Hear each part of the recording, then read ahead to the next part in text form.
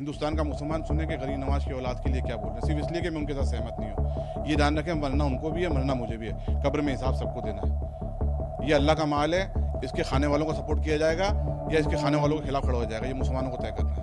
CA/NRC में हमारे मुसलमान बच्चे रोड पर आए, गुमराह किया गया कि मुसलमानों तुम्हारी नेशनलिटी छीन ली जाएगी, तुम्हें देश से निकाल दिया जाएगा। बच्चे रोड पर आए, जेलों में है, उनका कोई पुरसाने हाल नहीं, उनके घर में कोई राशन पहुंचाने वाला नहीं। जो कमाऊपूद एक था घर में, उनके कमाने वाला कौन है? आपने सिर्फ लीगल एड दे दी होगी, लेके वही आप चाहते हो कि अब हो। अरे तुम अपने बच्चों को लाके करो ना एजुकेशन, कौन मना कर रहा है? लाइए, रोड पे खड़ा कर दीजिए। आम मुसलमान के बच्चों को रोड पे जाकर एजुकेशन क्यों करा रहे हो? आम मुसलमान का लेना देना क्या? वफ से सिर्फ उन मुसलमानों का ताल्लुक है जो मुसलमान वफ करते हैं प्रॉपर्टी को। और हिंदुस्तान के मुसलमानों की सच्चर कमेटी क्या कहती है? ज्यादातर मुसलमान तो गरीबी रेखा में नीचे हैं। वो तो रोज सुबह निकलते हैं कमाने के लिए, शाम को घर में आते हैं रोजी रोटी के लिए, उसमें कुछ सबको खाना खिलाएंगे। उनको क्या मालूम वफ क्या होता है, उनके क्या मालूम प्रॉपर्टी क्या होती है।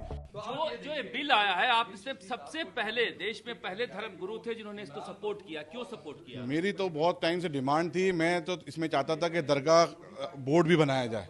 दरगाहों को पिछले 50 साल में दरकिनार कर दिया गया। दरगाहों से दीन फैला है, दरगाहों से मोहब्बत अमन का पैगाम जाता है। दरगाहों पे हर तरह का श्रद्धालु होता है, हिंदू मुस्लिम सिख ईसाई।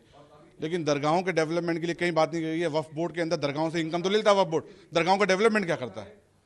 तो मैंने डिमांड करी थी, इसलिए मैंने 2014 से हम डिमांड कर रहे थे राइटिंग के अंदर कि साहब अमेंडमेंट किया जाए, ये लाया जाए। ठीक है, वो लाया नहीं लाया मुझे मालूम, बिल आएगा उससे पता लगेगा। बिल का सपोर्ट कर रहे हैं, लेकिन आपको जो जैसे ओवैसी साहब हैं, वैसे जो कांग्रेस के बहुत सारे नेता हैं, आपको दलाल तक कह दे रहे हैं। अब ये उनके संस्कार है, वो किसको क्या कहते हैं। हिंदुस्तान का मुसलमान सुने कि गरीब नवाज की औलाद के लिए क्या बोल रहे हैं, सिर्फ इसलिए कि मैं उनके साथ सहमत नहीं हूँ। ये ध्यान रखें, मरना उनको भी है, मरना मुझे भी है, कब्र में हिसाब सबको देना है।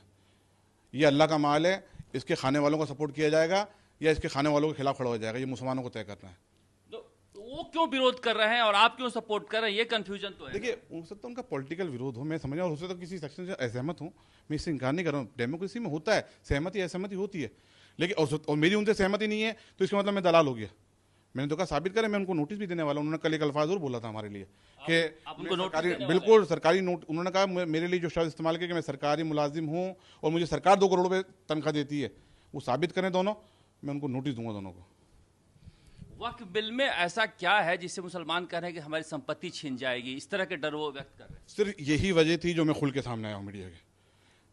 CA/NRC में हमारे मुसलमान बच्चे रोड पर आए, गुमराह किया गया कि मुसलमानों तुम्हारी नेशनलिटी छीन ली जाएगी, तुम्हें देश से निकाल दिया जाएगा। बच्चे रोड पर आए, जेलों में है, उनका कोई पुरसाने हाल नहीं, उनके घर में कोई राशन पहुंचाने वाला नहीं। जो कमाऊपूद एक था घर में, उनके कमाने वाला कौन है? आपने सिर्फ लीगल एड दे दी होगी, लेके वही आप चाहते हो कि अब हो। अरे तुम अपने बच्चों को लाके करो ना एजुकेशन, कौन मना कर रहा है? लाइए, रोड पे खड़ा कर दीजिए। आम मुसलमान के बच्चों को रोड पे जाकर एजुकेशन क्यों करा रहे हो? आम मुसलमान का लेना देना क्या? वफ से सिर्फ उन मुसलमानों का ताल्लुक है जो मुसलमान वफ करते हैं प्रॉपर्टी को। और हिंदुस्तान के मुसलमानों की सच्चर कमेटी क्या कहती है? ज्यादातर मुसलमान तो गरीबी रेखा में नीचे हैं। वो तो रोज सुबह निकलते हैं कमाने के लिए, शाम को घर में आते हैं रोजी रोटी के लिए, उसमें कुछ सबको खाना खिलाएंगे। उनको क्या मालूम वफ क्या होता है, उनके क्या मालूम प्रॉपर्टी क्या होती है। ये तो जिनके पास प्रॉपर्टी अल्लाह ताला ने साहिब हैसियत बनाया था, वो अपनी प्रॉपर्टी को वफ करते थे अवाम के लिए। मुसलमानों की स्थिति सुधरेगी इस बिल से? देखिए, आप मुस्लिम ममालिक का कंसेप्ट देखें, वहाँ पर वफ के फंड को बाकायदा एक प्रॉपर तरीके से यूटिलाइज किया जाता है। और वफ का मकसद भी होता है religious, charitable and Payas purpose, ये मेन ऑब्जेक्ट होते हैं। वाकिफ उसके तहत ही इसको वफ करता है। तो बता दीजिए मुझे आज की तारीख में वफ कौन सा वक्फ बोर्ड है जिसने बेवाओं के लिए, यतीम बच्चों के लिए कोई स्कूल खोले हों या उनके लिए ऑर्फन हाउस खोले हों या हॉस्पिटल खोले हों? बताएं, मैं तो खुद कह रहा हूँ, प्रैक्टिकल बात करें ना। कौन सा ऐसा मुसलमान है? सब जानते हैं, सब पढ़े लिखे समझदार हैं। देखिए, अगर कुछ खिलाफ होता है शरीयत के तो बिल्कुल मैं भी पाबंद हूँ, मैं भी सरकार के खिलाफ खड़ा होने के लिए बिल्कुल बोलूँगा, हम भी जान देंगे। लेकिन नहीं, झूठी बात पे नहीं देंगे। आप झूठी प्रचार कर रहे हैं, जैसे आप दोनों हजरात ओवैसी साहब और इमरान मसूद साहब कल मेरे लिए कह रहे हैं मैं सरकारी नौकर हूँ, 2 करोड़ रुपए मुझे सरकार देती है। कितना जबरदस्त मिसलीड कर रहे हैं। जबकि ऑफिस ऑफ सज्जादा नशीन is hereditary and govern by the rule of prime. It was finally entertained by the Supreme Court of India in the year of 1987। Reportable judgment है, पढ़े आप। उसमें दरख्वास्त साहब एक्ट को सेक्शन 13 को टर्न डाउन कर दिया गया। आप किसकी बात कर रहे हो? कहाँ से 2 करोड़ रुपए लिया है? जब मेरे बारे में जानकारी नहीं है, आवाम को गुमराह कर रहे हैं, तो इन चीज़ों पर भी गुमराह कर रहे हैं।